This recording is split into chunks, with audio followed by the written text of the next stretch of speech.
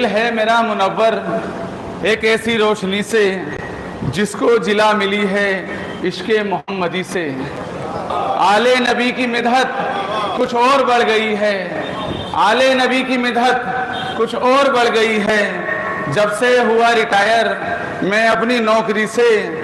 کہ ممکن نہیں جو ہرگز تلوار سے سینہ سے, ممکن نہیں جو ہرگز تلوار سے سینہ سے, وہ کام لے رہا ہوں میں اپنی شاعری سے. اشعار پڑھ کے عظمت اپنی بڑھا رہے ہیں, دادے سخن نبیوں حیدر سے پا رہے ہیں, اور کر کے جہاں میں مدحت آل ابا کی اعظم. اب منقبت جنا میں شائق سنا رہے ہیں, اب منقبت جنا میں شائق سنا رہے ہیں. کہ اس دنیا فانی میں جو اعلیٰ شخصیت آتی ہیں اور چلی جاتی ہیں وہ اپنے نقش قدم چھوڑ جاتے ہیں. آج ہمارے بیچ مولانا سفیر صاحب سلطان الذاکرین تشریف فرما ہیں. مرحوم کا مزاج بہت ملتا تھا ان سے. میری گزارش ہے اپنی قوم سے کہ جو لوگ حیات ہیں ان کی زندگی, جو ایسے لوگ حیات ہیں جو قوم کے لیے ایک رہبر بنتے ہیں, ایک درس بنتے ہیں, درسگاہ ہوتے ہیں, تو ان کی ہر طرح سے عزت افزائی, ہمت افزائی, حوصلہ افزائی کرنی چاہیے, کیونکہ ان کی زندگی ان کے خود کے لیے نہیں ہوتی ہے بلکہ ان کی زندگی میں تمام قوم کا حصہ ہوتا ہے, اپنے وطن کا حصہ ہوتا ہے, اپنے ملک کا حصہ ہوتا ہے, حتیٰ کہ آنے والی جنریشن کے لیے وہ ایک درس دیتے ہیں, درسگاہ بنتے ہیں. آج ہم مرحوم کو یاد کر کے اپنے دل میں یہ سوچ رہے ہیں کہ پروردگار نے اس قوم کو ایسا نایاب ہیرا دیا تھا جس نے 13 سال کی عمر سے اور آج تک اپنے کلام کے ساتھ ہمیں جو سرمایہ دیا اس کی کوئی قیمت نہیں ہے. کہنے کا مطلب یہ ہے مولا کائنات نے فرمایا ہے کہ دنیا میں جیو تو ایسے جیو کہ لوگ ملنے کی تم سے تمنا کریں, مرو تو ایسے مرو لوگ تم پر رہوں گے. مفاد حاضر کرتا ہوں, سماعت فرمائیے گا. بالخصوص دعا کا محتاج ہوں کہ عشق علی جو لے کر دنیا سے جا رہے ہیں, عشق علی جو لے کر دنیا سے جا رہے ہیں, خلاق دو جہاں سے انعام پا رہے ہیں. عشق علی جو لے کر دنیا سے جا رہے ہیں, خلاق دو جہاں سے انعام پا رہے ہیں. مسرور ہے یقیناً غلمان اور حوریں, جنت میں منقبت جو شائق سنا رہے ہیں, جنت میں منقبت جو شائق سنا رہے ہیں. میں تمام مومنین کو بالخصوص شائق صاحب کی فیملی کو تعزیت پیش کرتا ہوں. ان کے حوالے سے چند اشعار ایک نظم کے حاضر کر رہا ہوں. عرض کرتا ہوں کہ شہر دل میں عجب ملال ہوا, شہر دل میں عجب ملال ہوا, آج یہ کس کا انتقال ہوا. شہر دل میں عجب ملال ہوا, آج یہ کس کا انتقال ہوا. ہر طرف شور آہوزاری ہے, بے قراری سے دل پتاری ہے. وہ جو باغ و بہار تھا نہ رہا, وہ جو باغ و بہار تھا نہ رہا, جو شجر سایہ دار تھا نہ رہا. وہ جو باغ و بہار تھا نہ رہا, جو شجر سایہ دار تھا نہ رہا. وہ مدرس وہ لائق و فائق, وہ مدرس وہ لائق و فائق, نام نامی بھی جن کا تھا شائق. وہ مدرس وہ لائق و فائق, نام نامی بھی جن کا تھا شائق. شاعر بردبار تھے شائق, ساکنی کا وقار تھے شائق. شاعر بردبار تھے شائق, ساکنی کا وقار تھے شائق.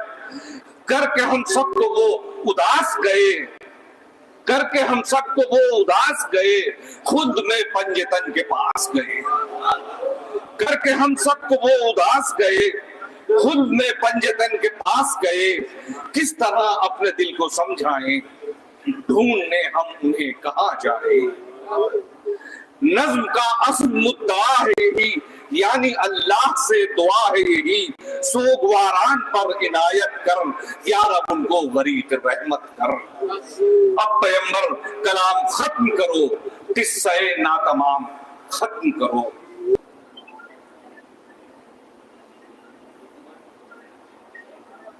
ڈاکٹر مولانا شفیق صاحب کا رابطہ بھی والد صاحب سے ایک زمانے سے، میری 40 سال کی عمر ہے، لگ بھگ 30-32 سال سے میں نے ہوش سنبھالا ہے، جب سے ہمارے گھر مسلسل اپنا جانا رہا قبلہ صاحب کا، اور بہت زیادہ نسبت تھی۔ ابھی کچھ دن پہلے والد صاحب بہت زیادہ بیمار ہوئے تو مولانا صاحب کا فون آیا، زرگا منشی جی کا چہلم ہے اور آپ نظم پڑھیں گے۔ والد صاحب نے کہا کہ میری طبیعت تو اتنی زیادہ خراب ہے کہ میں گھر سے باہر نہیں نکل پا رہا، تو مولانا صاحب کا یہ جواب تھا کہ ہمارا کوئی بھی پوسٹر، چاہے وہ میری والد صاحب کا ہو یا میرے کسی عزیز کا، ہمارا کوئی پوسٹر مکمل تب تک نہیں ہوتا جس میں آپ کا نام نہ ہو۔ گزارش گزار ہوں، تشریف لا رہے ہیں سلطان الذاکرین عالی جناب مولانا ڈاکٹر شفیق حسین شفق صاحب تشریف لا رہے ہیں، جو اپنے بصیرت اور برود بیان سے مومنین کے قلوب کو منور فرمائیں۔ ایک مرتبہ سورہ الحمد اور 3 مرتبہ سورہ توحید کی تلاوت فرما کر شاعر اہل بیت ریاضت علی شایخ مرحوم ابن جناب اسد علی مرحوم کو ایصال فرما دیں۔ رحم اللہ من قرأ الفاتحہ۔ اعوذ باللہ من الشیطان اللعین الرجیم، بسم اللہ الرحمن الرحیم، الحمد للہ رب العالمین والعاقبۃ للمتقین والجنۃ للمطیعین والنار للملحدین، والصلاة والسلام علی مولانا مولا الثقلین ابی القاسم محمد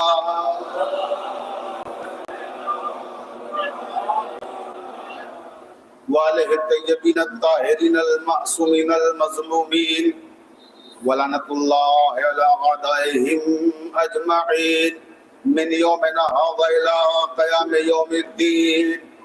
اما بعد، قال اللہ تبارک و تعالی فی کتابہ المبین، بسم اللہ الرحمن الرحیم، قال ان اللہ اصطفاہ علیکم وزادہ بسطۃ فی العلم والجسم۔ صلوات پڑھیں۔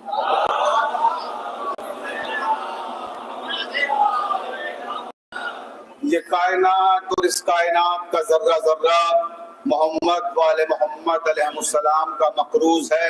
اب اگر آپ کے لوہے ضمیر پر بھی آل محمد علیہ السلام کے احسانات میں سے کسی معمولی سے احسان کا کوئی معمولی سا نقش مرتسم ہے تو اتنی بلند صلوات پڑھیں جتنے آپ کے ذہنوں میں آل محمد بلند ہو سکتے ہیں۔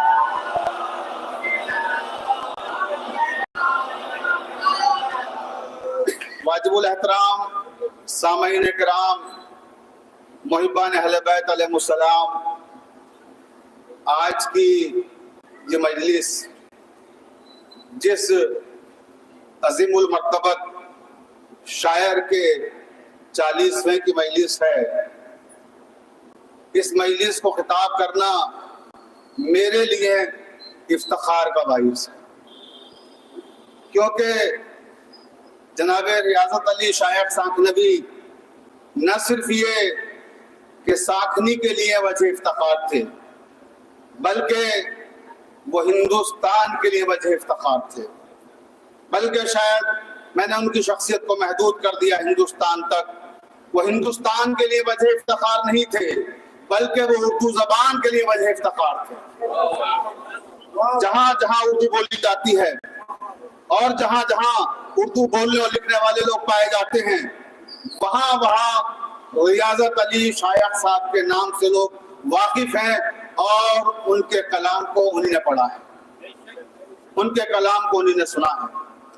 میں دنیا کے مختلف خطوں میں جاتا ہوں وہی سے خطاب کرنے کے لیے، اور جب لوگ زیادہ تر مجھے لکھنؤ کا سمجھتے ہیں کیونکہ 25 سال 30 سال لکھنؤ میں ہو گئے مجھے رہتے ہوئے، لیکن جب بات آتی ہے کہ بھئی آپ لکھنؤ کے قبلہ، تو میں ہمیشہ کہتا ہوں کہ میں لکھنؤ کا نہیں، سانکھنی کا ہوں۔ اور آپ نے دیکھا ہوگا کہ انٹرویو بڑا وائرل ہوا تھا، اشفاق حسین صاحب بہت بڑے ترقی پسند شاعر ہیں، ٹورنٹو کینیڈا میں رہتے ہیں، بڑا نام ہے دنیا میں ان کا۔ وہ ایک بہت بڑے چینل کے لیے میرا انٹرویو کر رہے تھے، بار بار اس پہ زور دے رہے تھے کہ میں لکھنؤ سے تعلق رکھتا ہوں، میں لکھنؤ سے آیا ہوں، لکھنؤ کا رہنے والا ہوں۔ میں نے انہیں ٹوکا بیچ میں اور میں نے کہا حضور رہنے والا سانکھنی کا ہوں۔ تو ہم نے ہمیشہ اس پہ فخر کیا ہے کہ ہم سانکھنی کے رہنے والے ہیں۔ اللہ نے مجھے عزت بخشی کہ میں سرزمین سانکھنی میں پیدا ہوا، اور سرزمین سانکھنی کو عزت بخشی کہ ریاضت علی شایخ جیسے شاعر پیدا ہوئے۔ یہ سانکھنی کے لیے وجہ افتخار ہے۔ علامہ ظاہر حیدری، مولانا کاظم رضا صاحب قبلہ، یہ سب تو مائے ناز شخصیات ہیں میرے وطن عزیز کی کہ جن پہ ہم افتخار کرتے ہیں۔ تو آج جس شاعر کے 40ویں کی یہ مجلس ہے، ابھی آپ نے دیکھا کہ ان کے فرزند ہمارے کرامت بھائی جس طرح سے ان کی زندگی پر روشنی ڈال رہے تھے، کبھی اشعار کے تبسط سے، کبھی نثر میں ان کے واقعات سنا کر، تو میں سوچ رہا تھا کہ ایک بہت پرانا شعر تھا، کبھی جیسا کہ انہوں نے بتایا ریاضت صاحب سے میرا بڑا بچپن سے تعلق ہے کہ نہ کتابیں نہ رسائل نہ تقاریر کے ٹیپ، نہ کتابیں نہ رسائل نہ تقاریر کے ٹیپ، کون دے گا میری برس کی ریاضت کا ثبوت۔ تو آپ نے دیکھا کہ ان کے فرزند ماشاءاللہ ان کی برسوں کی ریاضت کا ثبوت دے رہے تھے، اور انہوں نے اپنی تربیت جو کی ہے وہ یہاں مائک پہ بول رہی تھی۔ ان کے 6 فرزند ان کی اعلیٰ ترین تربیت کا نمونہ ہے۔ تو اس طرح کے لوگ کبھی مرتے نہیں ہیں۔ آدمی مرتا ہے، آدمیت نہیں، انسان مرتا ہے، انسانیت نہیں، فرد مرتا ہے، انفرادیت نہیں، شخص مرتا ہے، شخصیت نہیں، شاعر مرتا ہے، شاعری نہیں، فنکار مرتا ہے، فن نہیں، تخلیق کار مرتا ہے، تخلیق نہیں۔ تو شاعر کبھی مر نہیں سکتے، ان کا فن انہیں ہمیشہ زندہ رکھے گا۔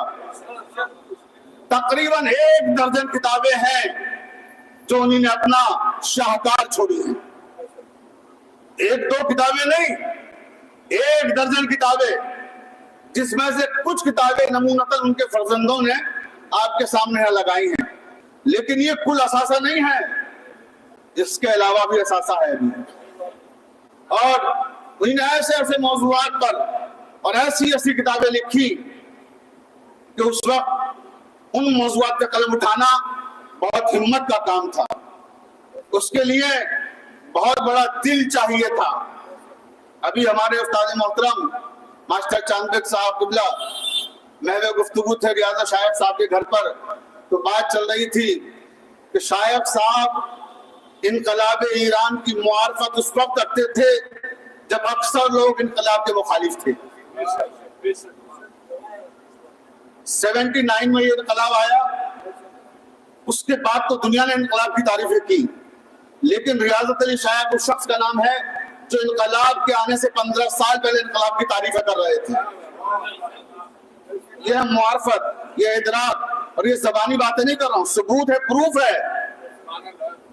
امام خمینی کا 15 سال کا جو جدوجہد کا دور ہے انقلاب کے زمانے کا، اس زمانے میں جب لوگ امام خمینی کو برا کہتے تھے، اس وقت ریاضت علی شایخ امام خمینی کے ڈیفینس میں بول رہے تھے، دفاع میں بول رہے تھے، اور بتا رہے تھے کہ امام خمینی کی عظمت کیا ہے۔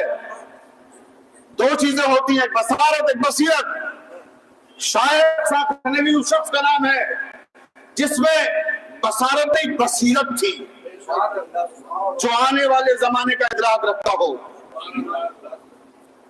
تو عزیزان محترم، میں شائخ صاحب کے سامنے ان کی کتابوں کے حوالے سے جب گفتگو کرتا تھا اور بتاتا تھا کہ آپ نے ایسے ایسے موضوعات کو اس وقت لکھا جب لوگ لکھتے ہوئے گھبراتے تھے، تو کبھی بھی یقین جانیے ان میں غرور نہیں آیا، کبھی تکبر نہیں آیا.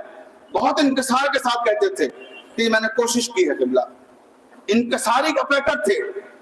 بلکہ سچ کہوں تو میں نے بھی ان سے بہت سی چیزیں جہاں لی ہیں، اس میں ایک پہلو انکسار بھی ہے، اور یہ بہت بڑا پہلو ہے عظمتوں اور رفتوں اور ذشوں کا. اگر انسان اونچائیوں پہ پہنچنے کے بعد اپنی اوقات بھول جائے تو اس کا مطلب وہ آدمی تو ہے، انسان نہیں. توجہ، انسانیت وہ ہے جو انسان کو بلندیوں پہ پہنچا دیتی ہے، اور وہاں پہنچنے کے بعد اسے سب سے چھوٹا نظر آنے والا انسان بھی اپنے سے اونچا نظر آتا ہے. تو ریاضت علی شائخ انہی بلندیوں پر تھے. اور جو میں نے آیت آج جسے عنوان سمن قرار دیا ہے، میں نے کوئی اور آیت منتخب کی تھی، کچھ اور گفتگو کرنا چاہتا تھا، لیکن ابھی استاد محترم سے جب گفتگو ہو رہی تھی ناشتے پر، تو انہی نے ان کی 2 خوبیوں کی طرف اشارہ کیا. وہ حالانکہ میرے ذہن میں بھی تھی، مگر اس طرح سے نہیں تھی کہ میں مجلس کا موضوع بنا لوں، مگر انہی نے اس کو اس خوبصورتی کے ساتھ میرے سامنے روشن کیا کہ میں نے اسی وقت موضوع بدل دیا، اور پھر میں نے یہ طے کیا کہ میں بھی ان 2 خوبیوں پر ہی مجلس کو خطاب کروں گا. اور اسی کے تعلق سے میں نے آیت تلاش کی ابھی وہیں بیٹھ کر موبائل میں، اور وہ آپ کی خدمت میں پیش کی. قال ان اللہ اصطفى علیکم وزادہ بسطۃ فی العلم والجسم.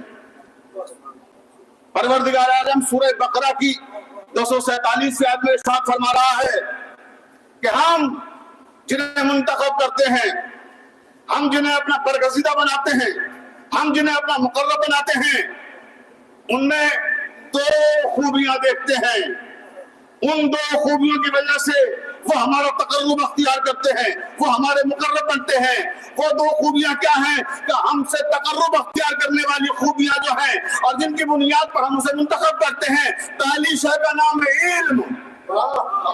توجہ رہے، پہلی شے کا نام ہے علم، اور دوسری شے کا نام ہے شجاعت. قال ان اللہ اصطفى علیکم وزادہ بسطۃ فی العلم والجسم. جسم یعنی شجاعت کا استعارہ ہے. علم کی بنیاد پہ منتخب کرتے ہیں، شجاعت کی بنیاد پہ منتخب کرتے ہیں. اور پروردگار عالم نے 82 جنگوں کو اسلامی فتح کرنے کے لیے جسے منتخب کیا، علی ابن ابی طالب، یہی 2 خوبیاں تھی، علم اور شجاعت. امام علی پہلے علم کا مظاہرہ کرتے تھے، افہام و تفہیم کے ذریعے سے سمجھاتے تھے. جب علم کے ذریعے نہیں سمجھو گے تو پھر دوسرا راستہ ذوالفقار کے ذریعے سمجھاتے تھے. میں توجہ چاہتا ہوں، یا تو قلم سے سمجھ جاؤ یا پھر تلوار سے سمجھائیں گے. یہی سیرت تھی جس سیرت کو ریاضت علی شائخ نے اختیار کیا، قلم کے ذریعے سے خدمات انجام دی. علوی سیرت، حیدری سیرت، صفدری سیرت، پہلے قلم سے بات کی، علم سے سمجھایا، تو پھر حیدری راستے پہ چلے، صفدری راستے پہ چلے. توجہ چاہتے ہو جانے محترم، پھر انہوں نے ذوالفقار والے راستے کو اپنایا. اور تاریخ گواہ ہے کہ اسی دہلی کی کشمیری گیٹ کی مسجد میں انقلاب اسلامی کے خلاف زبان کھولنے والے ایک بہت معتبر مشہور شخصیت، صاحب عزت شخصیت کو انہوں نے گربان پکڑ کے پڑک دیا، پڑک کے سینے میں بیٹھ گئے اور دکتو خمینی صاحب کے خلاف بولے گا. سلامات بول رہے محمد والے محمد پر.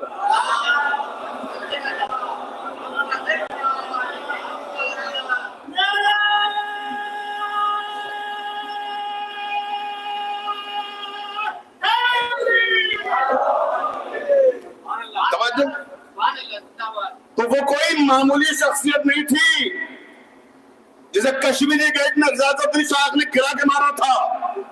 بڑا نام تھا اس کا، بڑا پیسہ تھا اس کے پاس، اور بڑے بڑے مولوی اس وقت کے غلامی کر رہے تھے اس کی. میں نام نہیں لینا چاہتا ممبر سے، ممبر کے نیچے پوچھ لیجئے گا، یہ اس وقت کے لوگ موجود ہیں یہاں پر، ان کو معلوم ہے کس کو مارا تھا. تو یہ شجاعت اور یہ قلم کہاں سے آیا؟ ورثے میں حیدر کرار سے ملا. حیدر کرار کی سیرت کو اپنایا تو آیت نے کیا کہا؟ فی العلم والجسم. علم اور شجاعت یہ ہے، اور جسم وہ ہے کہ جسم فانی ہے، علم فانی نہیں ہے. دو چیزیں ہیں، جسم فنا ہو جانے والا ہے، جسم فانی ہے. کلو نفس ذائقۃ الموت. قرآن نے کہا کہ ہر نفس کو موت کا ذائقہ چکھنا ہے، ہر نفس کو موت کا ذائقہ چکھنا ہے. اب زمانہ آج تک اسی میں الجھا ہوا ہے کہ کیا موت کا بھی کوئی ذائقہ ہوتا ہے؟ بڑے بڑے اسکالر دیگر مذاہب پہ ریسرچ کر رہے ہیں کہ موت کا ذائقہ کیسا ہوتا ہے، اور موت کا ذائقہ بتائے کون؟ میں توجہ چاہتا ہوں، جس نے چکھ لیا وہ بتانے آتا نہیں ہے کہ موت کا ذائقہ ہے کیسا، موت ہے کیا. اسی پر ابھی گفتگویں ہو رہی ہیں، بحثیں ہو رہی ہیں کہ زندگی کیا ہے، موت کیا ہے، زندگی کے اسرار کیا ہیں، موت کے اسرار کیا ہیں. کچھ لوگ کہتے ہیں زندگی موت کا دوسرا نام ہے، کچھ لوگ کہتے ہیں موت ہی اصل زندگی ہے. توجہ ہے نا؟ تو بڑی بڑی بحثیں جاری ہیں کہ زندگی ہے کیا، فلسفہ زندگی کیا ہے، موت کیا ہے. اس پر گفتگویں جاری ہیں کہ آخر موت کی حقیقت تک پہنچا کیسا جائے، فلسفہ زندگی کو سمجھا کیسے جائے. زمانہ حیران اور پریشان ہے کہ زندگی ہے کیا، موت ہے کیا. کتاب زندگی کا جب مطالعہ کرنے کے لیے طالب علم اٹھاتا ہے تو اس کا پہلا ورق غائب، آخری ورق تک پہنچتا ہے تو آخری ورق بھی غائب.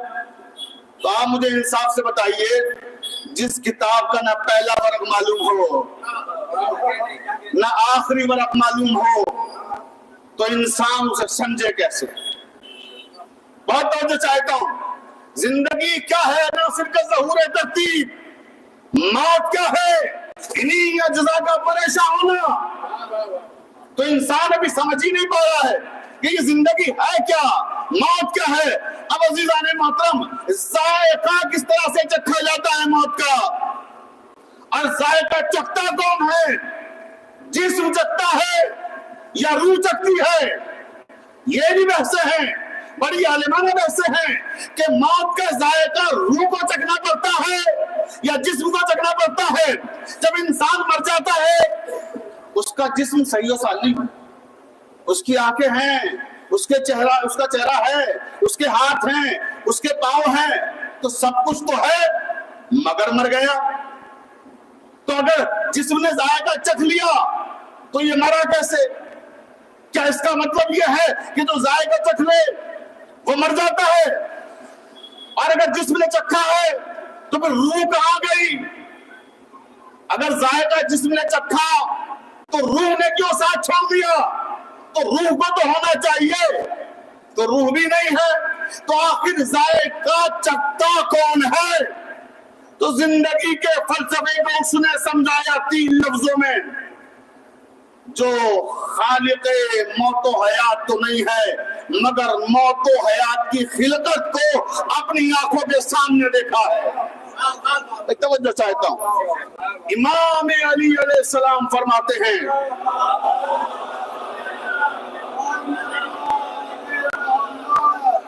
کہ زندگی کیا ہے؟ فرماتے زندگی 3 چیزوں کا نام ہے. زندگی 3 چیزوں کا نام ہے. زندگی کیا ہے؟ جسم، روح اور نفس کا مجموعہ ہے.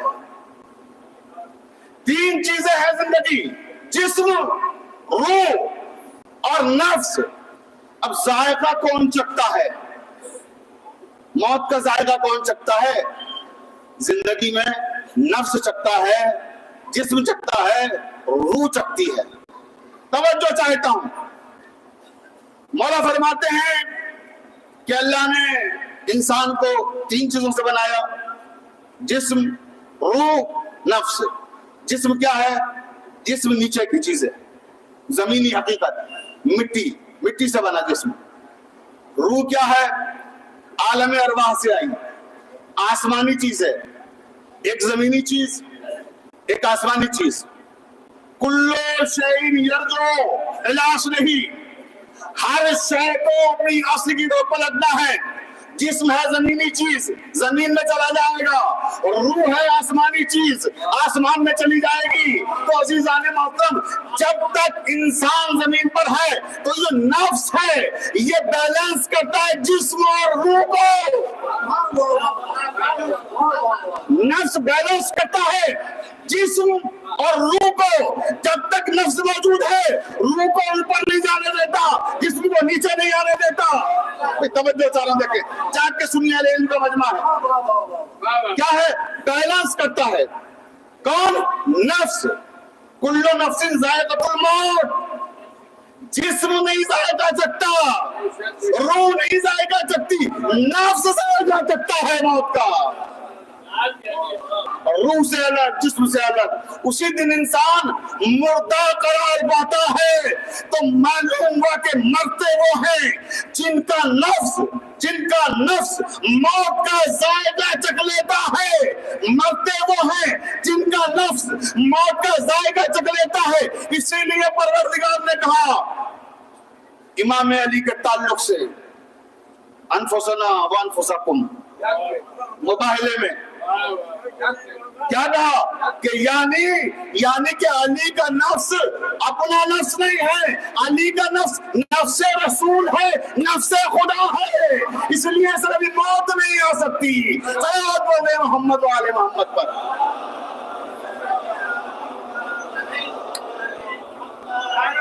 तकबीर, नारे तकबीर, नारे रिसालत, नारे हैदरी, नारे सलवात।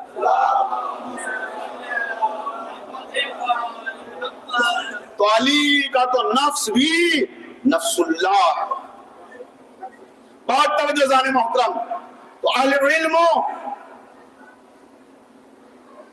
और उसके साथ क्या कैद लगाई? फिल जिस्म,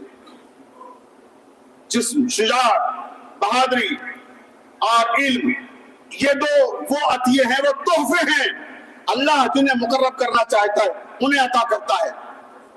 अब आप दूसरे का मुजाहिरा देखें कि मस्जिद कूफा है, मस्जिद कूफा भरी हुई है, और एक शख्स खड़ा होता है, कहता या अली, मुझे एक सवाल करना है आपसे। सवाल जब मैं सुनाऊंगा ना तो आप मुस्कुरा के मुझसे पहले पूरा कर देंगे, इतना मशहूर सवाल है। लेकिन आप क्या जानते कि इस सवाल का जवाब इतना आसान है? अभी आसान लगता है ना, कब? जब अली ने बता दिया। तवज्जो है ना? आज तौहीद को समझते हैं, बड़े परस्तार बनते हैं तौहीद के। आप क्या जानते तौहीद क्या है? अगर अली ने बताते, तो जब चीज सामने आ जाती है, रिजल्ट आ जाता है, तो आसान लगने लगता है। एक शख्स खड़ा हुआ, कहने लगा या अली, मैं एक सवाल करना चाहता हूँ। मौला फरमाते पूछो, क्या पूछना चाहते हो? कि मैं ये जानना चाहता था कि वो कौन से जानवर हैं जो बच्चे देते हैं, और वो कौन से जानवर हैं जो अंडे देते हैं। उसने सोचा भी नमाज शुरू होने वाली है, हम जब सवाल करेंगे ऐसा, इतना लंबा जवाब देना पड़ेगा इनको कि नमाज का वक्त ही निकल जाए। और भी हम कहेंगे यार ही आपने तो अव्वल वक्त नमाज भी नहीं पढ़ी। लेकिन कैसे कैसे दुश्मनाने हैदर करार थे, और क्या क्या शातराना अजहान थे उस जमाने में।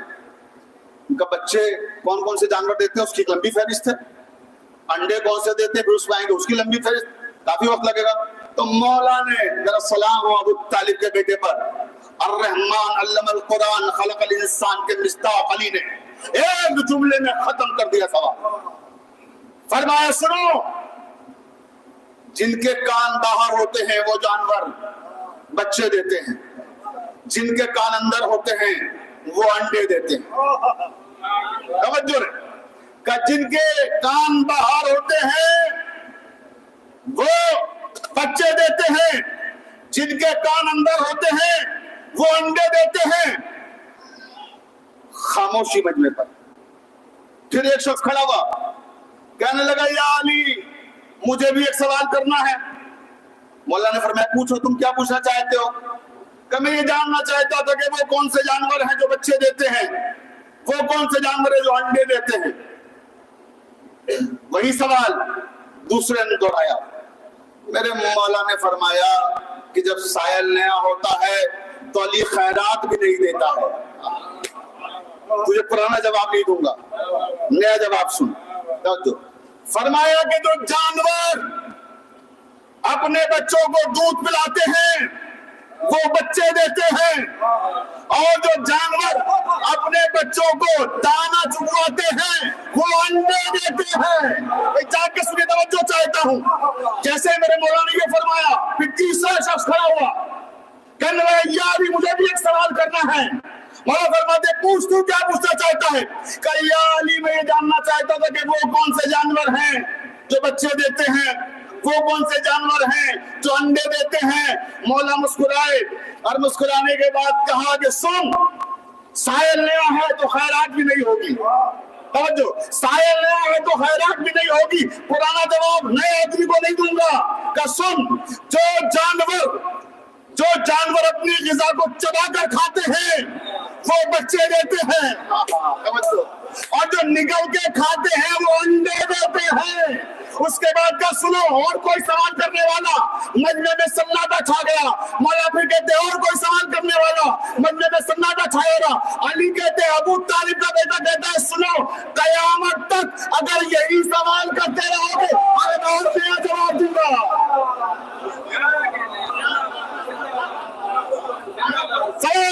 محمد والے محمد پر.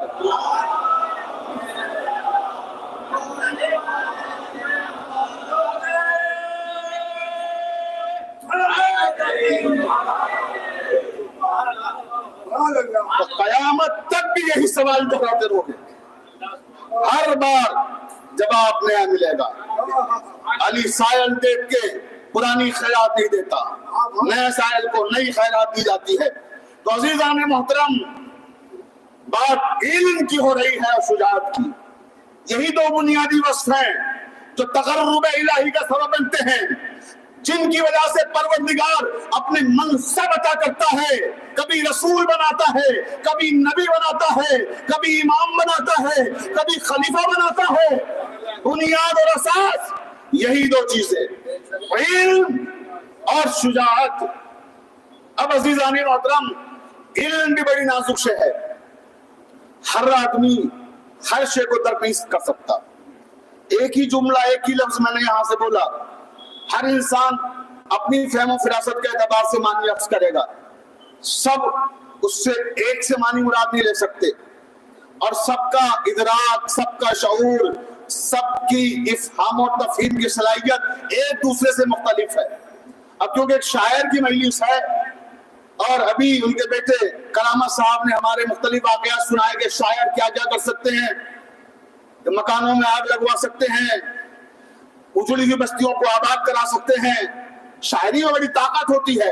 اور آپ پڑھیں تاریخ اسلام, جو اسلامی جنگ اہل علم کا مجمع ہے, وہاں شاعروں کا بڑا اہم رول ہوتا تھا. عربوں کے یہاں جنگوں میں شاعر باقاعدہ شعر کے کر پورے مجمع کو مشتعل کر دیتے تھے, مہمیز جنگ کر دیتے تھے. تو شاعروں کا بڑا اہم کردار ہوتا ہے, شاعر بڑے اہم ہوتے ہیں. پیغمبر اسلام ہے, مسجد نبوی ہے, اچانک ایک شور اٹھتا ہے, پکڑو پکڑو پکڑو. اللہ کا رسول جب اس آواز کو سنتا ہے, اپنے پاس بیٹھے ہوئے اصحاب سے کہتے ہیں کہ کیسی آوازیں ہیں, پکڑو پکڑو. تو ایک شخص کہتا ہے یا رسول اللہ اجازت دیجئے تو میں جا کے دیکھوں مسجد کے باہر یہ شور ہے. کہ پکڑو پکڑو. پھر تھوڑی دیر کے بعد آواز آنے کہ مارو مارو مارو. رسول اللہ نے کہا جا کے دیکھو کون ہے, کس کو پکڑ رہے ہیں, کس کو مار رہے ہیں. جتنے میں وہ اٹھا صحابی اور جاتا, اتنے میں کیا دیکھا کہ مجمع باہر سے پورا مسجد میں آ گیا. جو باہر شور کر رہے تھے پکڑو پکڑو مارو مارو, وہ سارا مجمع مسجد میں آ گیا. اب جو مسجد میں آیا تو پیغمبر اسلام کے سامنے لا کے کٹھی ڈال دی. पैगंबर इस्लाम जो गठरी देखी तो क्या देखा कि वो गठरी कोई सामान की नहीं थी, वो एक आदमी को बांधे हुए थे, उसके हाथों में रस्सी बांधे हुए जकड़े हुए सामने लाके डाल दिया। पैगंबर इस्लाम ने कहा भाई ये क्या तुमने सुलूक किया इसके साथ और क्यों इसे बांध के लाए इस तरह से? कहा कि या रसूल अल्लाह आपको नहीं मालूम ये कौन है? कौन है? कहा ये शायर है। भाई तवज्जो, कौन है? ये शायर है। कहा अच्छा तो इसे बांध के क्यों लाए हो भाई? शायरी करना जुर्म है, इसका जुर्म क्या है, इसका कसूर क्या है? कहा या रसूल अल्लाह इसका जुर्म है, इसका कसूर है। कहा क्या जुर्म है इसका, क्यों लाए इसे बांध कर? इंसान आजाद है अपने अपने इजहार ख्याल के लिए, उसे पाबंदी नहीं लगाई जा सकती। अगर अच्छी शायरी करेगा तो जन्नत में जाएगा, बुरी शायरी करेगा तो जहन्नम में जाएगा, तुम बांध के क्यों लाए? या रसूल अल्लाह मामला अच्छी और बुरी शायरी का नहीं है। फिर क्या है? कहने लगे या रसूल अल्लाह ये आपकी मनकसत में अशार कहता है, आपकी मजम्मत में शेर कहता है और ये शायर बहुत अच्छा है। या रसूल अल्लाह इसके कहे हुए शेर लोगों में मकबूल हो जाते हैं, वो सब पढ़ने लगते हैं, दोहराने लगते हैं। बड़ी मुश्किल से ये हमारे हाथ लगा है, बड़े दिनों से हम इसको ढूंढ रहे थे। या रसूल अल्लाह आज हमारे हाथ लग गया तो हमने इसको पकड़ लिया और आज हमने फैसला कर लिया कि इसको छोड़ेंगे नहीं। लेकिन फिर किसी ने कहा कि नहीं भाई फैसले तुम ना करो, अल्लाह के रसूल मस्जिद में मौजूद है, पहले वहां लेके जाओ इसको। तो इसलिए हम लेके आए हैं आपके पास, मगर इसे छोड़ेंगे नहीं, इसे हम छोड़ेंगे नहीं। तो अल्लाह के रसूल ने कहा ठहरो, इसका जुर्म शायरी है, ये शेर कहता है, मेरे खिलाफ कहता है। या रसूल अल्लाह बिल्कुल आपके खिलाफ कहता है। तो ठीक है अली को बुलाओ। तवज्जो है, किसको बुलाओ? अली को बुलाओ। ये याद रखिएगा,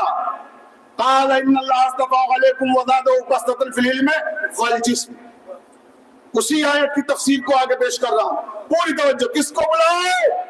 अली को बुलाओ। मौला कायनात आए, या रसूल अल्लाह हुक्म। अली ये लोग शायर को पकड़ के लाए, जी हुक्म करें, इसको आप ले जाइए और इसकी जाके जबान काट दीजिए।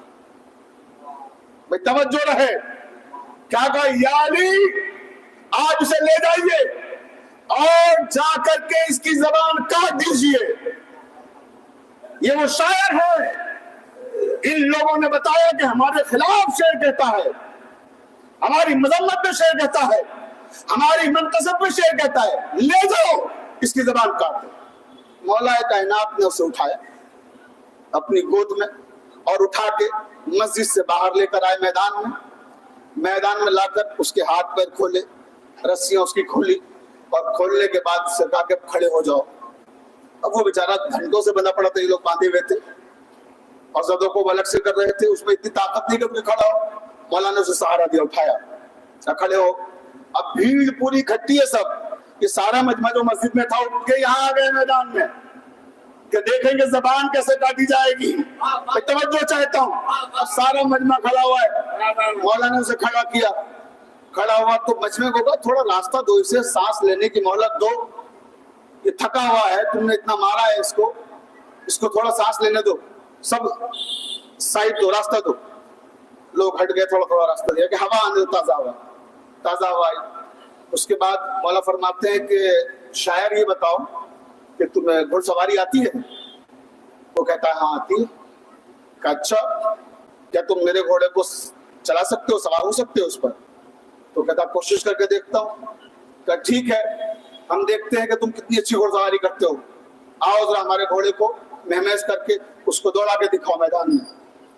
अभी लोग देख रहे तमाशा सीख हो रहा है, भेजा गया जबान काटने के लिए, यहाँ मालूम घुड़सवारी का तमाशा हो रहा है, ये घुड़सवारी दिखाओ। मौला ने उसको कहा बैठो घोड़े पर। अब वो घोड़े पर बैठा। मौला पूछते हैं कि अब कैसा महसूस कर रहे हो तुम?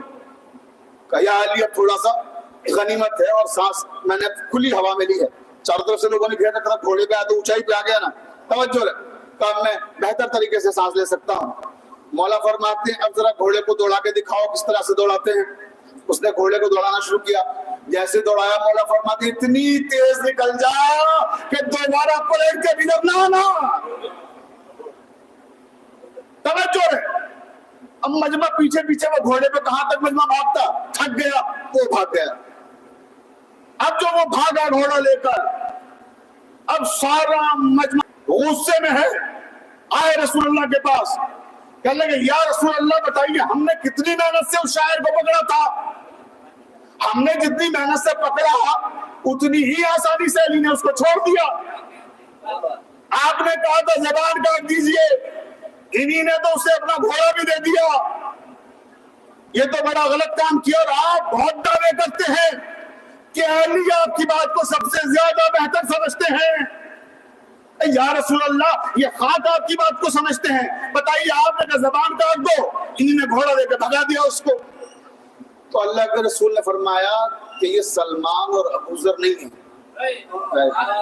توجہ توجہ توجہ جاگ کے سنیے گا کہ یہ سلمان اور ابو ذر نہیں ہے. جب تم سلمان اور ابو ذر کی بات نہیں سمجھ پاتے ہو تو علی کی بات کہاں سمجھو گے؟ علی کہاں تمہاری سمجھ میں اتنی آسانی سے آ جائیں گے؟ کہ پھر یا رسول اللہ ٹھہرو, صبر کرو, آنے دو علی کو, ہم پوچھ لیں گے کیا مسئلہ ہے. توجہ رہے. اب یہ گھنٹوں تک انتظار کرتے رہے کہ علی آئیں گے. علی آئے نہیں, وہیں سے اپنے گھر چلے گئے. توجہ رہے. اب نماز فجر صبح سارا مجمع بے چین تھا. امام علی پہ غصہ تھا کہ آج رسول اللہ شکایت کریں گے کہ آپ ہر وقت علی کے فضائل, ہر وقت علی کے مناقب پڑھتے ہیں. اور دیکھیے علی نے کیا کیا. پوری توجہ عزیزان محترم, نماز صبح ہو رہی ہے, مسجد نبوی ہے, مسلمانوں سے چھلک رہی ہے. جیسے ہی نماز تمام ہوئی اسی مجمع میں سے ایک شخص اٹھا اور کہنے لگے یا رسول اللہ اگر اجازت ہو تو مجھے کچھ کہنا ہے.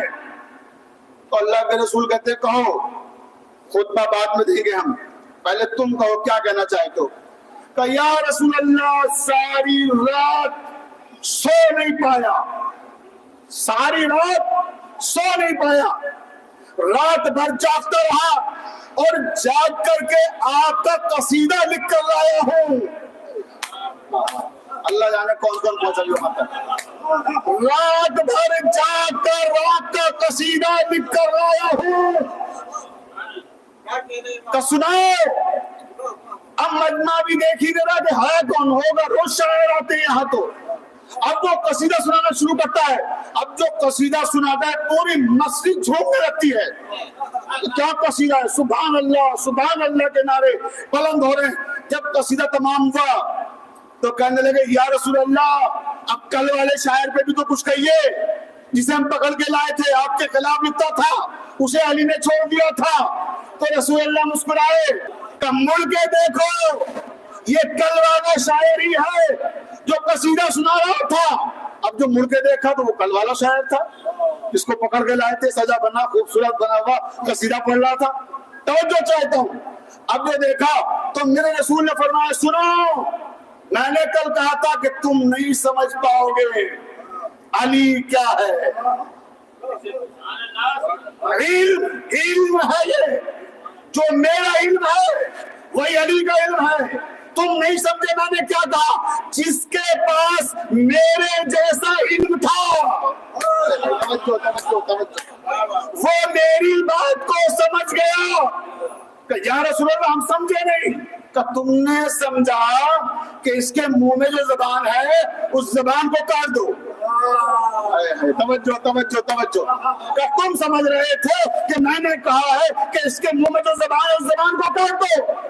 تمہاری سطح ذہن یہاں تک تھی, تمہارے علم کا معیار یہاں تک تھا, لیکن تم وہاں تک پہنچے ہی نہیں جہاں میں بول رہا تھا. علی سمجھ گئے. میں نے کہا تھا علی کو کہ جو ہمارے خلاف بولتی ہے وہ زبان کاٹ دو. علی نے اس کے ساتھ تو اس نے سلوک کیا کہ وہ زبان خود بخود کٹ گئی اور نئی زبان کے ساتھ آ گیا. تو آپ نے دیکھا کہ شاعری کیا ہے. یہ ہے شاعر. اور یہ شاعری کہ شاعر کا مرتبہ کیا ہے. اماموں نے نیچے بیٹھ کر شاعروں کو اوپر بیٹھا کر ان سے ان کے قصیدے سنیں، ان کے مرثیے سنیں. سوچئے کہ کیا عظمت ہے شاعر اہل بیت کی. دیوبند ممبر پر ہے، امام نیچے بیٹھے ہوئے. حسان ممبر پر ہے، امام نیچے بیٹھے ہوئے. یہ ہے عظمت شاعر کی.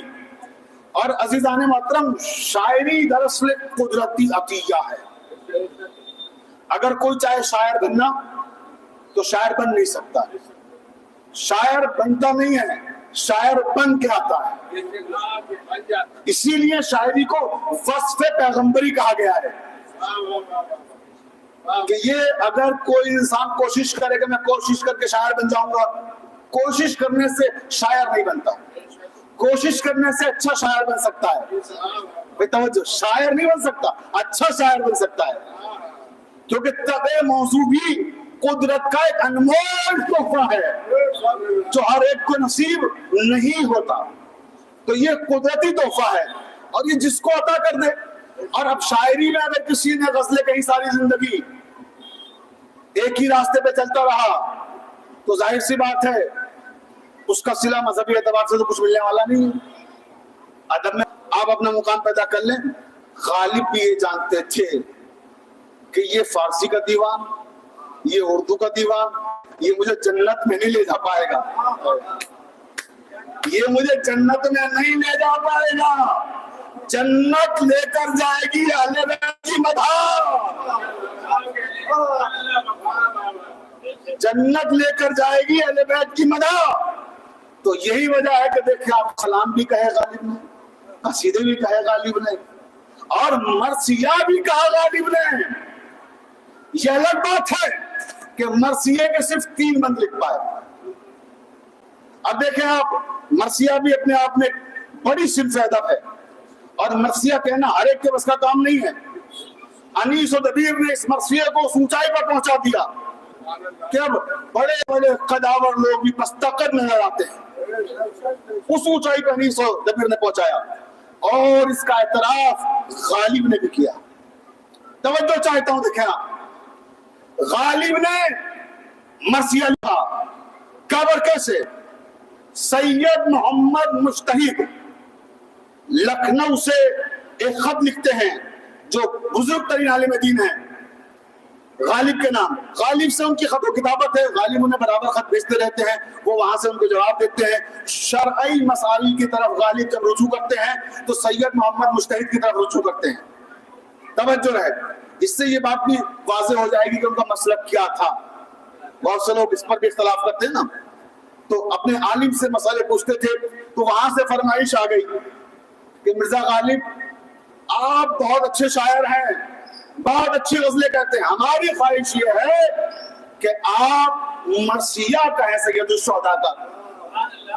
اب مرزا غالب کہتے ہیں جیسے ہی مجھے یہ خط ملا تو جتنے پسینے مجھے اس وقت نہیں آ رہے نا، غالب کو اس سے زیادہ آ رہے تھے. مجھے تو گرمی کی وجہ سے پسینے آ رہے ہیں، غالب کو ان جملوں کی تمازت سے پسینے آ گئے تھے جس میں سید محمد مجتہد نے یہ کہا تھا کہ آپ مرثیہ لکھیے. جملوں کی تمازت سے پسینے آ گئے اور پھر انہیں خط لکھتے ہیں جواب میں، اور جواب میں مرثیہ لکھ کے بھیجتے ہیں. یہ نہیں کہ خالی خط لکھ رہے ہیں، کیونکہ وہ اتنا زیادہ ان سے محبت کرتے تھے، عقیدت رکھتے تھے کہ ان کا حکم ٹال نہیں سکتے تھے. انہیں لکھا، یہ خطوط غالب میں موجود ہے خط. ہمارے چھوٹے بھائی یہاں موجود ہیں، یوسف رضا کیفی، بڑی نظر ہے ان کی گہری ادب پر اور ماشاءاللہ بڑی اچھی خدمت کر رہے ہیں ادب کی، اور کئی کتابیں جنہیں بڑی کم عمر میں لکھی ہیں. میں ان کے لیے بھی دعا کروں کہ پروردگار ان کی توفیقات میں اضافہ فرمائے اور اسی طرح سے یہ ادب کی خدمت کرتے رہیں. تو غالب کے حوالے سے یہ سب اہل علم یہاں موجود ہیں. غالب نے خط لکھا اور لکھا کہ سرکار مجتہد سید محمد صاحب کے قبلہ دام ظلہ العالی امتثال امر کی خاطر، لفظوں میں غور کیجئے غالب کے، امتثال امر کی خاطر 3 بند مرثیے کے لکھ کر بھیج رہا ہوں، ورنہ حقیقت یہ ہے کہ مرثیے کو انیس و دبیر نے اس مقام پر پہنچا دیا ہے، اس بلندی پر پہنچا دیا ہے کہ اب غالب جیسا شاعر 2 قدم چل کے گر گیا.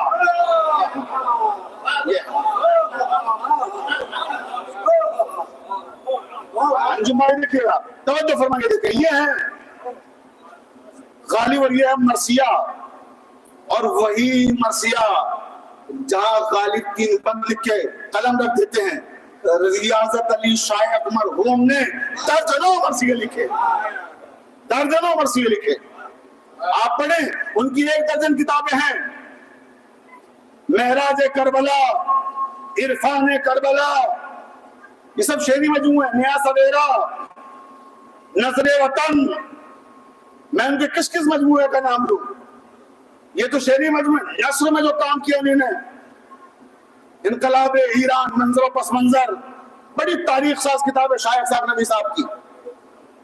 सफीरान करबला, ये आप देखें इसमें क्या है, ये सफरनामा है, और सफीर करबला शायरी की किताब है, सलामों का मजमुआ है।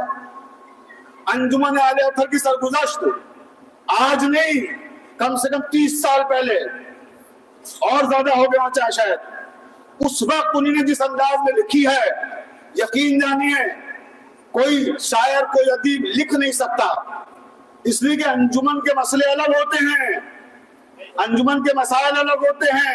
वहां की तारीख लिखना कोई आसान काम नहीं है, बड़ा मुश्किल वाला होता है। जिसका जिक्र छूट जाए वही दरवाजे पे खड़ा हुआ है।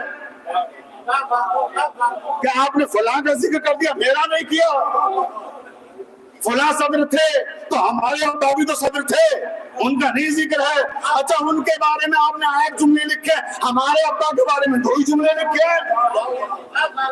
तो ये बड़े नाजुक मसले होते हैं जिनको शायर साहब बड़ी खूबसूरती के साथ, बड़ी हुनरमंदी के साथ निपटाया करते थे। और उसकी देखा देखी, मेरे लफ्जों को याद रखिएगा, मैं ऑन रिकॉर्ड ये बोल रहा हूं कि उसकी देखा देखी अंजुमन हैदरी में भी जोश आया कि हम भी अपनी तारीख लिखे हैं।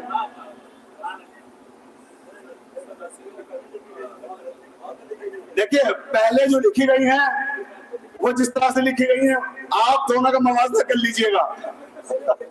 अभी जो मैं जिक्र कर रहा हूं देखा देखी का, वो हसीन साहब की किताब की तरफ इशारा है मेरा।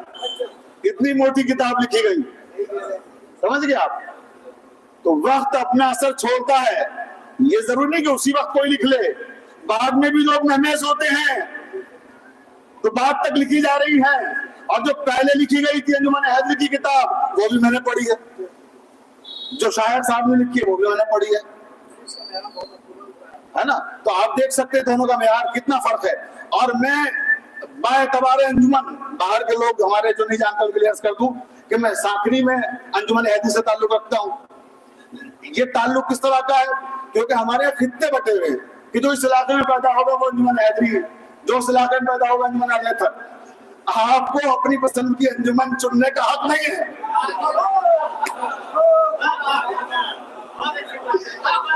तो जो जहां पैदा हो गया बस वो वहां का हो गया। सलावत मोहम्मद वाले मोहम्मद पर।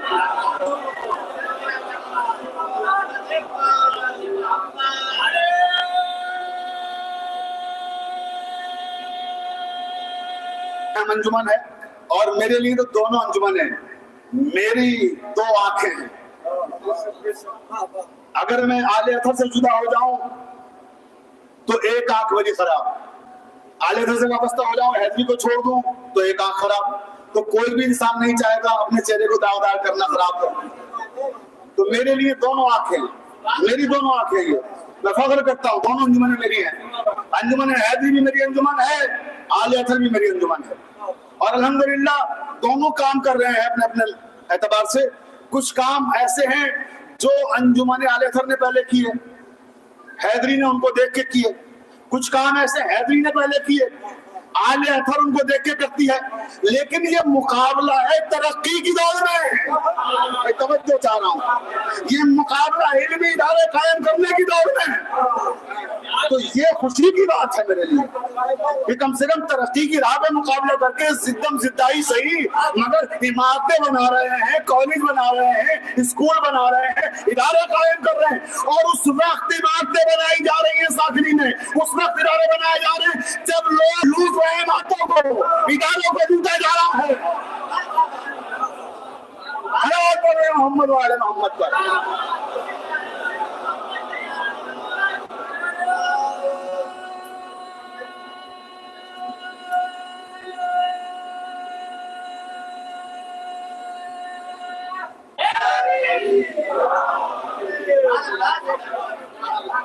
जब लोग मजहबी इदारों को लूट रहे हैं, जब इमाम बारगाहों को बेच रहे हैं, उनकी जमीनें जायदादें बेची जा रही हैं, इसी मुकाम पर कहता हूं कि मुझे फख्र है कि मैं साखनी का।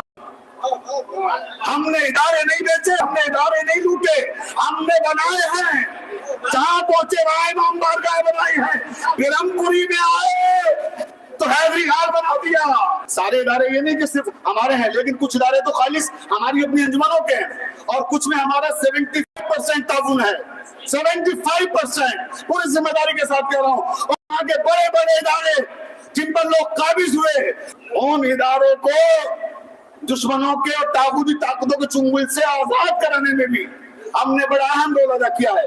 तो हमें फख्र है, मैं फिर कह रहा हूँ, मुझे फख्र है कि मैं साखनी का हूँ। उस साखनी का हूँ कि जिन लोगों ने बड़े बड़े इदारे कायम किए। उस साखनी का हूँ जिन्होंने अपने मकान बाद में बनाए, इमाम वाले पहले बनाए।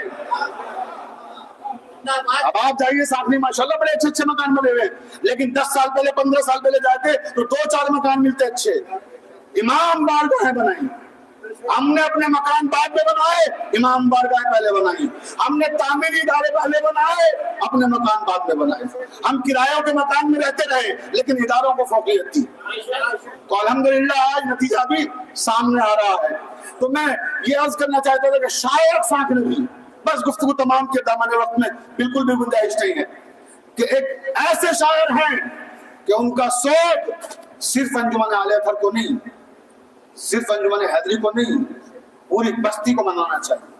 हर अंजुमन की तरफ से मजलिस होनी चाहिए साले सवाब की, हर इदारे की तरफ से मजलिस होनी चाहिए उनके साले सवाब की। और मोमिनीन को चाहिए, मुखलिसीन को चाहिए कि उनको बस सेमिनार करें, इसलिए कि हमने उन पर सेमिनार होते देखे हैं जिनके पास मांगे की रोशनियां हैं। एक एक दो दो किताबें मांगे की रोशनियां। अरे हमारे पास तो चराग नहीं, आफताब है। शायद साखनवी किसी चराग का नाम नहीं है, एक सूरज का नाम है, इल्म और अदब का रोशन सूरज। 1 दर्जन से ज्यादा किताबें मौजूद हैं, गजलें पढ़े, नज़में पढ़े। किस किस जाविये पे मैं गुफ्तगू करूं, वक्त नहीं, इंशाल्लाह फिर कभी किसी मौके पर करूंगा। कैसे कैसे अकाबरीन अदब ने रियाजत अली शायख साखनवी का एतराफ किया है। प्रोफेसर कमर rice, professor Nashir Naqvi, professor Rabia Zaidi, professor Javed विशिष्ट और कुंवर महेंद्र सिंह बेदी, मखबूर सईदी में 1-2 नाम हैं, सैकड़ों नाम हैं जिन्होंने उनके खिदमत का एतराफ किया है।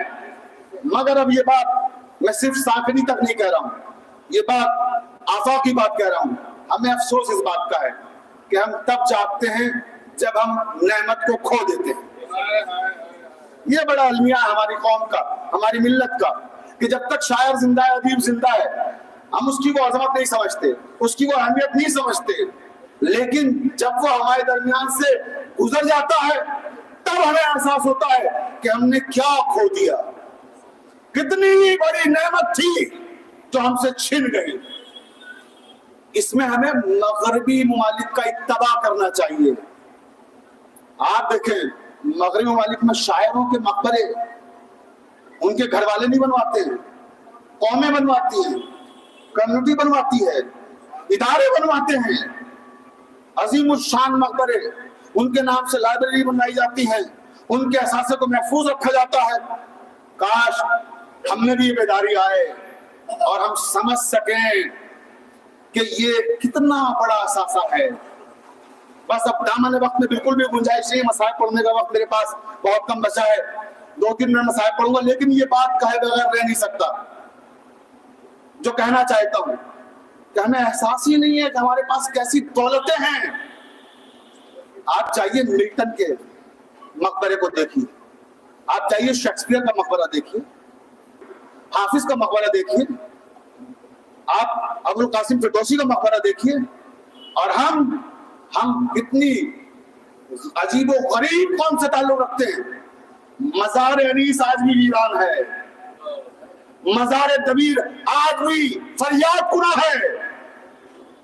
جا کے دیکھیے دروازے تک نہیں ہے اس میں, جا کے دیکھیے انیس کا مزار کس عالم میں ہے. ارے انیس سے بڑا شاعر دنیا کی کسی زبان کے پاس ہو تو جاؤ. اور ہم کیا سلوک کر رہے ہیں اپنے شاعروں کے ساتھ, اپنے ادیبوں کے ساتھ, ہم سمجھ نہیں رہے وہ ہے کیا. میرے دوست علامہ ناصر عباس شہید سن 2000 میں پاکستان سے آئے. یہ تصور بھائی, یہ برکت میڈیا کے ذریعے الگ سے کاٹ کے کلپ چلائیے گا جو بات اب کہنے جا رہا ہوں. انیس کے مزار پر میں ان کو لے کے گیا. سنیے گا, یہ عبرت کا مقام ہے, میری پوری قوم سنیں. آپ کا کسی بھی خطے سے تعلق ہو اور کسی بھی مذہب اور کسی بھی مسلک سے تعلق ہو, جب وہ ہندوستان آئے حیدرآباد جناب سیدہ سلام اللہ علیہ کی شہادت کی مہری سے خطاب کرنے کے لیے, مجھے وہاں سے فون کیا کہ مرزا شفیق صاحب میری خواہش ہے کہ میں آپ سے ملاقات کروں, یا تو آپ حیدرآباد آ جائیے یا مجھے لکھنؤ بلا لیجیے. تو میں نے کہا قبلہ آپ لکھنؤ آ جائیے, حیدرآباد تو میرا بہت بار کا دیکھا ہوا ہے, اسی بہانے آپ لکھنؤ دیکھ لیں گے. تو کہنے لگے آپ نے میرے دل کی بات چھین لی, مجھے لکھنؤ آنے کی خواہش ہے اور شدید خواہش ہے, اور اس کا ایک سبب ہے. ہم نے کہا کیا سبب ہے؟ کہنے لگے میری خواہش یہ ہے کہ میں انیس کی قبر پہ آؤں. دیکھیں لکھنؤ میں ہم خود اپنی بات کر رہے ہیں, دوسروں کو چھوڑ دیجئے. برسوں سے لکھنؤ میں ہیں, کبھی توفیق نہیں ہوتی انیس دبیر کی قبر پہ جانے کی, لیکن ایک باہر سے آنے والا تڑپ رہا ہے کہ انیس کی قبر پہ جانا چاہتے ہیں. اور جب وہ آئے, سلطان مدار سے میرا قیام تھا اس زمانے میں, وہاں کا طالب علم ہوں, 23 نمبر میں سامان رکھا. ہم نے قبلہ پہلے آپ فریش ہو لیں اور ناشتہ وغیرہ کر لیں, اس کے بعد ہم لوگ چلتے ہیں باہر جہاں بھی آپ کہیں گے. کہنے لگے نہیں, لکھنؤ کا پانی بھی نہیں پی سکتا اس وقت تک جب تک مزار انیس کی زیارت نہ کر لوں. یہ ہے جذبہ, مزار انیس کی زیارت نہ کر لوں. ہم نے کہا ٹھیک ہے چلے پہلے وہیں چلتے ہیں. مزار انیس پہ آئے. اب مزار انیس پر جب آئے وہاں کا حال کیا تھا میں میڈیا پہ نہیں بول سکتا, مختصر یہ کہ بس ناگفتہ بے تھا. قبر کا وہ عالم تھا کہ بیان نہیں کر سکتا الفاظ میں. اس کے بعد ناصر عباس صاحب نے برابر والے مکان میں جا کے دروازہ بجایا, دستک دی اور کہا ایک بالٹی پانی دے دیجیے, ایک ڈونگا دے دیجیے. ایک بالٹی پانی لیا, ایک ڈونگا لیا, مزار انیس کو اپنے ہاتھ سے دھویا. یہ ہے عقیدت, یہ ہے معرفت. اپنے ہاتھ سے مزار کو دھویا. جو ہم لوگ موم بتی اگربتی راستے سے ہم نے خریدی تھی وہ روشن کی. اپنا کرتا جو پہنے ہوئے تھے اس کرتے کو اتارا. میرے پاس وہ سارے فوٹو ہیں, یہ جو بیان کر رہا ہوں آن ریکارڈ ہے جی. انہوں نے کرتے کو اتارا, اتار کے اس کرتے سے مزار انیس کو صاف کیا. اللہ اکبر. مزار انیس کو اس کرتے سے صاف کیا, صاف کر کے پھر وہ کرتا پہنا, اور کرتا پہن کے ہم مجلس پڑھنے بیٹھے مزار انیس پر. ہندوستان کا سب سے بڑا اجتماع ہوتا ہے حیدرآباد جناب زرع کی مجلس سے, جہاں پڑھ کے وہ آ رہے تھے, جنہیں بڑے بڑے علماء باہر سے آ کے خطاب کرتے رہے. اتنے بڑے مجمع کو خطاب کرنے کے بعد اکیلا آدمی مجلس پڑھ رہا تھا, یا تو وہ خطیب اور سامنے میں.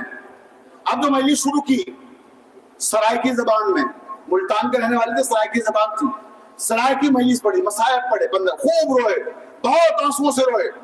اور میں دیکھتا رہا بیٹھا ہوا, کیونکہ میری سمجھ میں نہیں آ رہی تھی سرائکی, لیکن اشارے کے نام سے تھوڑا بہت مطلب سمجھ میں آ رہا تھا, وہ سمجھ رہا تھا. جب مجلس تمام ہو گئی, ابھی جملہ سنیے گا عزیزو, جب مجلس تمام ہو گئی تو میں نے ایک سوال کیا. ہم نے کہا ناصر بھائی یہ مزار انیس پہ آ کے آپ نے سرائکی مجلس کیوں پڑھی ہے؟ سرائکی میں مجلس کیوں پڑھی ہے یہاں پر؟ جواب سنیں گے. ناصر عباس شہید نے کہا شفیق بھائی کس کی مجال ہے انیس کے سامنے اردو بولے؟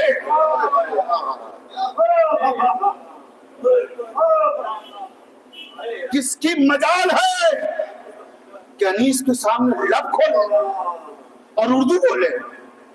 تو یہ ہے عقیدت اور یہ ہے محبت.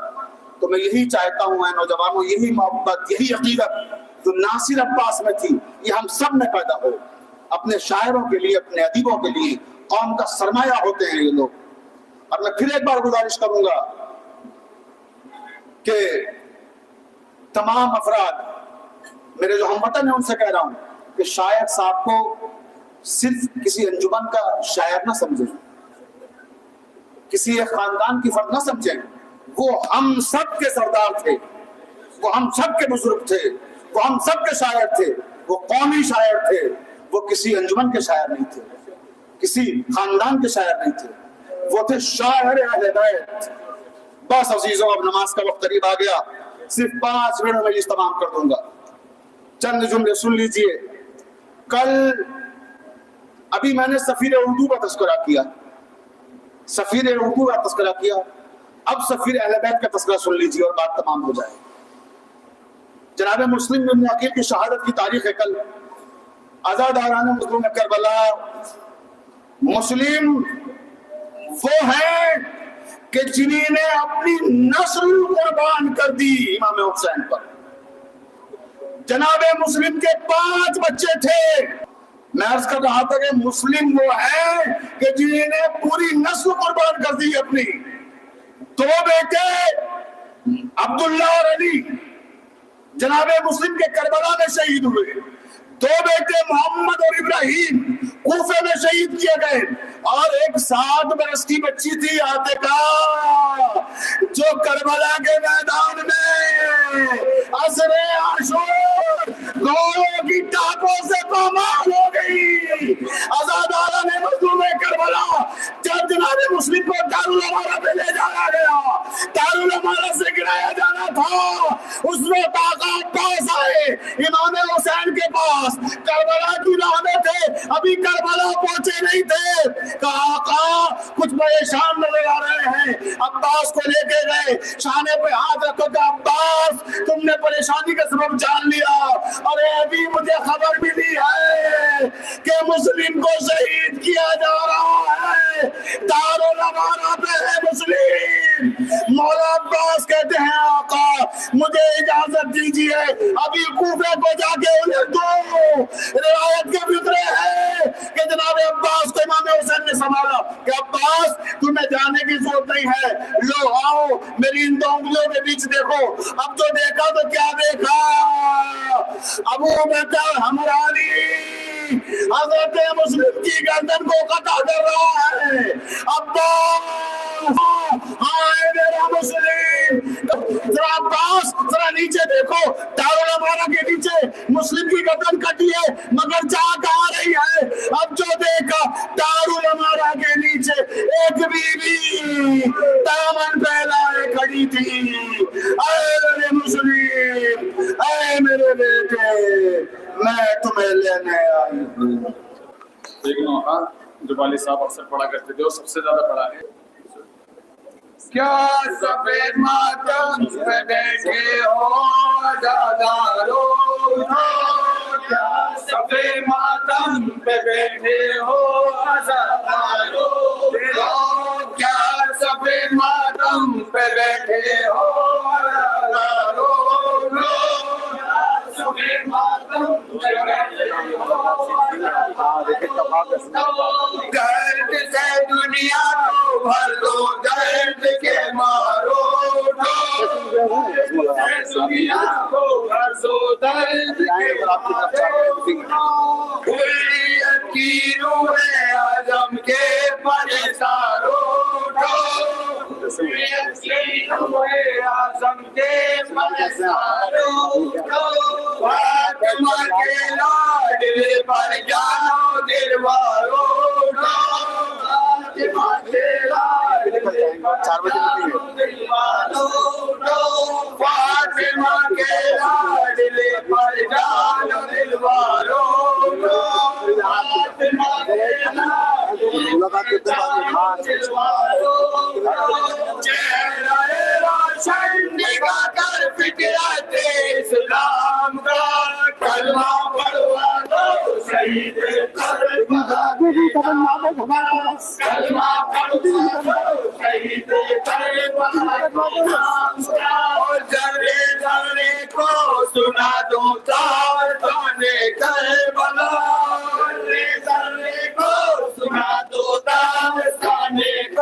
वाला